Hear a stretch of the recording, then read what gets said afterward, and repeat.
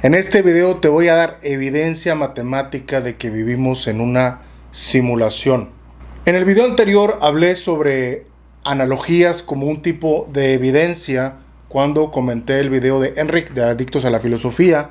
No tienes que ver ese video si no quieres, o si quieres verlo después si es que no lo has visto, pero parte de los comentarios que me dieron ahí, y ya me los habían dado antes en otros videos, es que las analogías no son evidencia. De hecho, aquí tenemos algunos comentarios. Bueno, aquí tenemos un comentario, uno de ellos, que dice una analogía es simplemente un recurso explicativo, es una retórica, ¿sí? Que no sirve para probar nada. Y bueno, lo que sucede es lo siguiente, y creo que por aquí está el malentendido. A veces en los videos que voy grabando no siempre repito las cosas, pero yo estoy basándome en el libro de Asking the Right Questions de Stuart Kelly y Neil Brown, que es una guía para el pensamiento crítico. Y en el capítulo 9, donde habla, bueno, en el 8 y el 9 creo que habla sobre evidencias, tipos de evidencias, pues habla de las analogías, y ahí pueden ver que está incluido como un tipo de evidencia. El problema es que la gente piensa en las evidencias como si fueran cosas absolutas, ¿no? Como que la evidencia significa que que inmediatamente es verdadero lo que se está diciendo. Y no es así. O sea, las evidencias son como pequeños bloquecitos que van dando soporte a una aseveración, y entre más evidencia tengas, la aseveración pues es más confiable o más fuerte, ¿sí? Las cosas, las aseveraciones en el mundo real no son 100% falsas o 100% verdaderas, al menos no para uno cuando las está evaluando. O sea, normalmente siempre hay un cierto nivel de incertidumbre cuando uno está buscando la verdad, y entonces la evidencia te va como que moviendo en una dirección o en la otra dirección. El problema es que muchas personas piensan en blanco y negro, o sea, piensan que las cosas son verdaderas o falsas. Y aunque pudiera haber un grado de verdad en las cosas, en tu perspectiva, desde tu evaluación, nunca puedes estar seguro ni de una cosa ni de otra. Ya hablé de eso en otros videos, pero por lo pronto si quieren así déjenlo. Entonces, bueno, en este video, de hecho también por ahí me comentaron que hiciera un video explicando por qué soy idealista, y porque en el video anterior también, entre las distintas filosofías, Enric planteaba el idealismo como los que nada más creen en las ideas y no en la realidad. Y yo les voy a dar, de hecho, en este video mi argumento, bueno, un argumento, no es el único, pero es un argumento por qué soy idealista. O sea, por qué realmente no estamos percibiendo el mundo real. Vivimos en una Matrix, literalmente. Pero bueno, les voy a dar esta analogía, esta analogía, que de hecho no es mía, ¿eh? Al final les voy a decir de dónde saqué esta analogía, para que si quieren consultarla y verla con más detalle, pero aquí la voy a explicar así, debemos decir, la voy a explicar rápidamente. Yo creo que es suficiente para darnos cuenta. Primero que nada vamos a retomar, voy a ponerles por aquí de nuevo la definición de lo que es una analogía, corrigiendo un poquito el comentario que me decía que las analogías no prueban nada.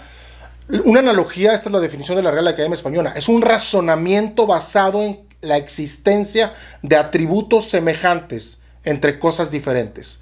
O sea, una analogía es un razonamiento, no nada más es una metáfora, no es nada más una alegoría, ¿cómo se dice?, literaria, bonito, algo bonito. No, es una evidencia, es un razonamiento, es un tipo de razonamiento, pues.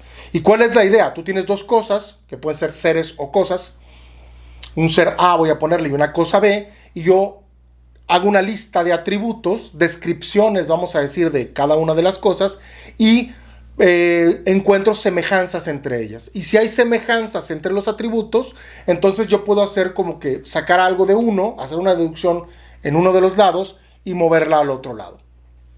Por ejemplo, puedo hacer un análisis de la cosa y luego mi argumento sería que ese análisis pues es una evidencia para ese mismo argumento, pero en la otra cosa. Ahora, esto es muy en abstracto, por eso lo voy a poner en concreto.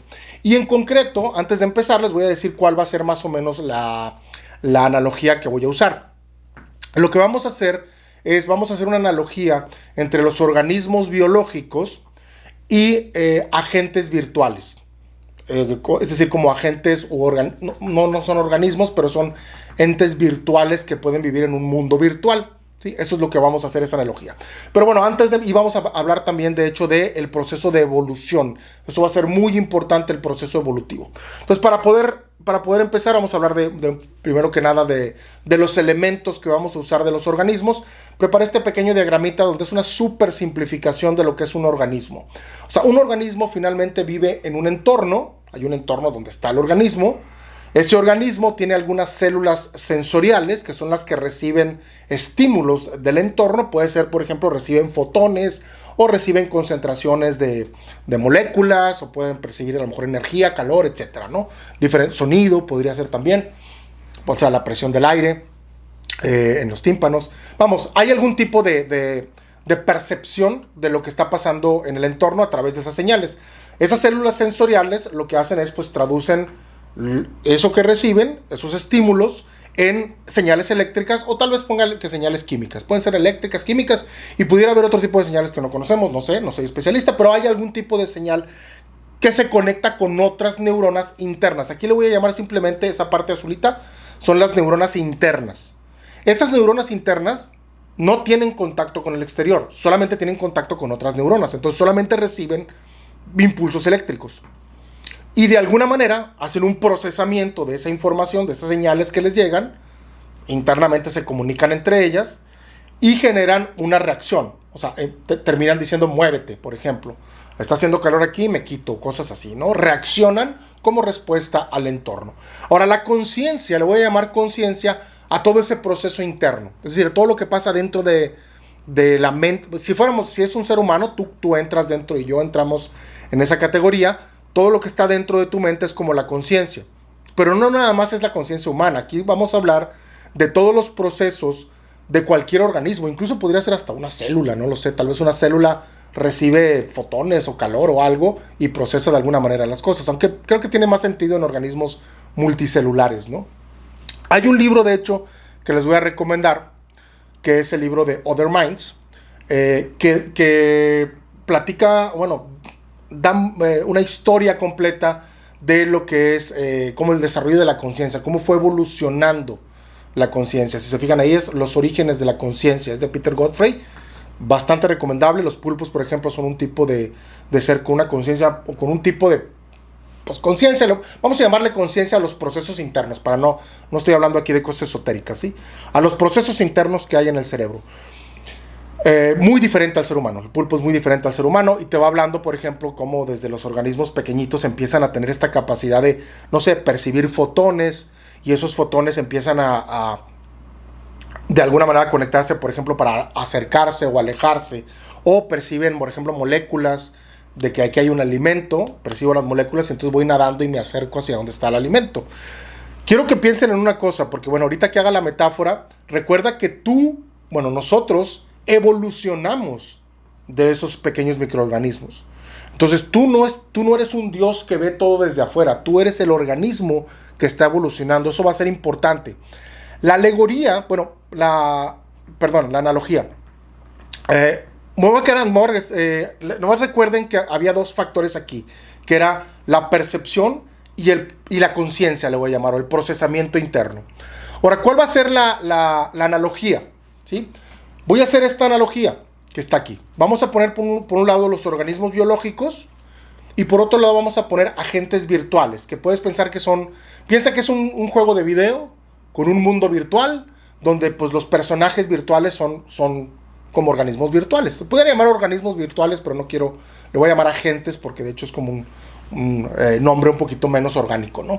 Pero los organismos biológicos, por ejemplo, viven en el entorno, en este entorno, en la realidad objetiva que está por ahí. Y nosotros podemos tener agentes virtuales, imagínate en una simulación, que se le puede programar un entorno virtual. O sea, tú puedes programar un entorno virtual con agentes virtuales, ¿sí? Y luego del otro lado, esos organismos vivos tienen sistemas para la percepción y procesamiento de señales. Es decir, tienen percepción y conciencia, los organismos, a diferentes niveles. Y yo le puedo programar a los agentes virtuales, le puedo programar algoritmos que reciban información, obviamente información del entorno virtual, y la procesen de alguna manera. Yo la puedo controlar, le puedo definir diferentes maneras, ¿no? Diferentes algoritmos para que lo hagan en ese entorno virtual, incluso que respondan. ¿De acuerdo? O sea, es como una vida simulada, si lo quieren. Los organismos biológicos pues compiten por recursos para sobrevivir y yo puedo programar eso también. Puedo programar que los organismos, los agentes virtuales compitan por recursos virtuales para, pues no para morir, pero digamos para mantenerse en la simulación. Yo puedo simular este organismo, pues ya lo voy a quitar de la simulación. Del otro lado, pues tenemos en los organismos biológicos la evolución, la selección natural, pues va a favorecer a algunos de los organismos para sobrevivir, aquellos que tengan mejores características, ¿no? Y de este lado yo puedo programar un algoritmo evolutivo, incluso genético, para favorecer a algunos de los agentes para que permanezcan en la simulación, ¿sí? Este tema de algoritmos evolutivos, de hecho, es lo que yo trabajé en el doctorado, parte de lo que hice en el doctorado, porque son algoritmos que también se usan para problemas de optimización. Si te interesa el tema de algoritmos evolutivos, investiga por ahí. También está el tema de algoritmos genéticos, son muy populares en los 90s y en principios de los 2000, bueno, todavía, ¿verdad? Pero vamos, empezaron a crecer mucho la popularidad en aquel entonces. Entonces me tocó estar por ahí. Y bueno, finalmente, pues la supervivencia en los organismos biológicos, pues depende de las características que tiene, las características genéticas. Es decir, el que tiene ciertas ventajas para conseguir alimento, para conseguir pareja, para reproducirse, pues va a sobrevivir, y el que tenga desventajas, pues va a morir. Y del otro lado, pues van a permanecer en la simulación, o la permanencia en la simulación depende de las estrategias que tengan los agentes. En este caso yo puedo programarlas, y esa es la maravilla aquí, porque en los organismos biológicos nosotros no podemos hacer experimentos. O sea, la evolución no se puede probar como que experimentalmente, no puedes correr una evolución a ver qué pasa. Entonces, las evidencias que tenemos de la evolución son distintas. Eso no le quita que sea ciencia, ¿eh? Pero no podemos hacer una prueba de, vamos a evolucionar un organismo, porque esto toma millones de años, o sea, millones de años. Por ejemplo, prácticamente el ser humano prácticamente no ha evolucionado en los últimos 100,000 años. Somos iguales de aquí a 50,000 años en el pasado, 100,000 años, no sé, pero muchos miles de años, no hemos cambiado, somos iguales. No ha habido suficientes pasos evolutivos como para ser una especie diferente. Eso toma muchísimo tiempo. Pero la ventaja es que si tenemos un mundo virtual, con agentes virtuales, en un entorno virtual, sí podemos hacer experimentos virtuales. Es decir, podemos tener realidades virtuales y poner agentes virtuales, los podemos programar con diferentes estrategias y podemos correr a ver que evolucionen y a ver qué pasa. Y lo que vamos a hacer es lo siguiente, vamos a plantear una hipótesis. Y la hipótesis que nos vamos a preguntar es si el percibir y ser consciente de los aspectos reales del entorno en el que estás, sea un entorno real o un entorno virtual, tiene ventajas evolutivas, es decir, de supervivencia. Esa es la hipótesis. Y la hipótesis que se hicieron, de hecho, esto, insisto, no es mío, esto ahorita les voy a decir dónde lo saqué. La hipótesis que se hicieron los científicos es, a ver, yo supongo que un organismo, obviamente esto va a ser en el mundo de la simulación, del otro lado pues es donde vamos a llegar a la conclusión, pero en donde podemos hacer los experimentos es en los agentes virtuales. Yo supongo que un agente virtual que sea más consciente, que tenga una conexión más real, digamos, con su entorno, debería tener ventajas evolutivas. ¿Sí? Esa era la hipótesis. ¿Y qué fue lo que sucedió? Bueno, les voy a dar un resumen muy rápido porque todo esto está en el libro The Case Against Reality de Donald Hoffman. Y el título, fíjense el título dice, bueno, el subtítulo abajo, Why Evolution Hid the Truth from Our Eyes. ¿Por qué la evolución esconde la verdad a nuestros ojos? Lo que demostraron Donald Hoffman con las simulaciones, que es un teorema matemático de hecho, es que si tú pones agentes virtuales en un mundo virtual y luego los pones a evolucionar y tú evalúas las características que tiene, resulta que los agentes que tienen características que perciben a la verdad, o sea, su verdadero entorno, no sobreviven. Lo voy a repetir, los agentes que tienen una mejor percepción de la realidad no sobreviven. La supervivencia no depende de que el organismo perciba lo que realmente hay.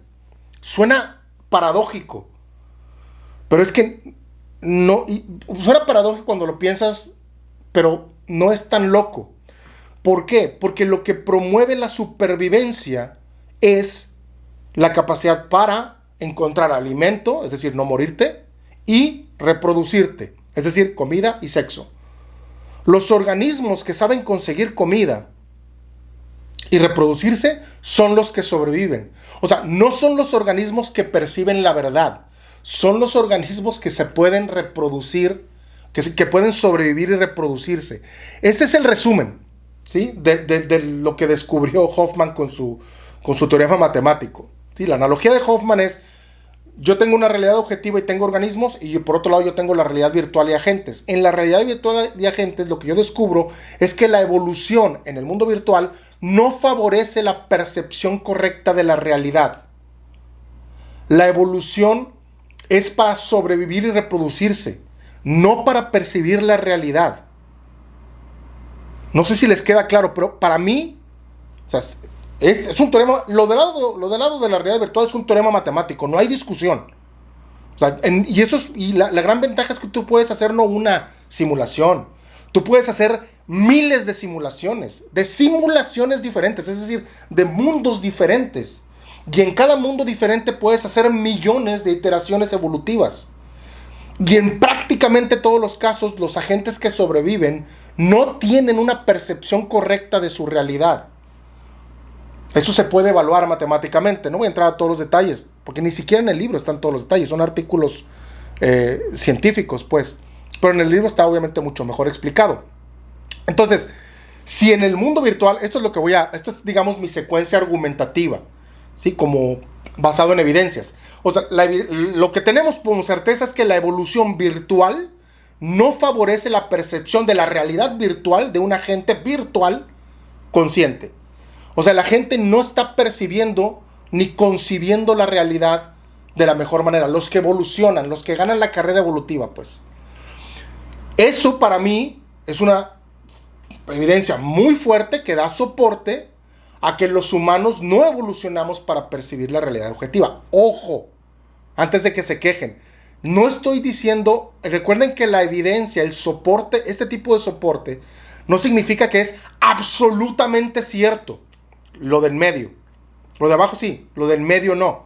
Lo de abajo soporta lo del medio y me hace confiar más en que los humanos no evolucionamos para percibir una realidad objetiva. Evolucionamos a partir de seres que lo que saben hacer es sobrevivir y procrear. Eso es lo que saben hacer. Los seres de los que venimos evolutivamente no evolucionaron para percibir la realidad. Este tema de la verdad y la lógica es algo que inventamos. Aristóteles lo inventó hace 2500 años menos. O sea, no es algo que lo tengamos evolutivamente. Piénsalo de la siguiente manera.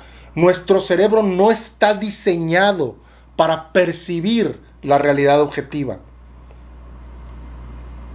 Lo que significaría eso es que la realidad objetiva está fuera de nuestra percepción y fuera de nuestra conciencia. Es más allá de estar fuera de nuestra percepción. O sea, no es solo que no percibas la realidad tal como es. Eso cualquier científico lo puede creer, que la realidad es mucho más de lo que estamos percibiendo. Es más que simplemente la luz, el espectro de luz, el rango, del espectro de luz visible o lo que podemos percibir con los sentidos. No estamos hablando de eso.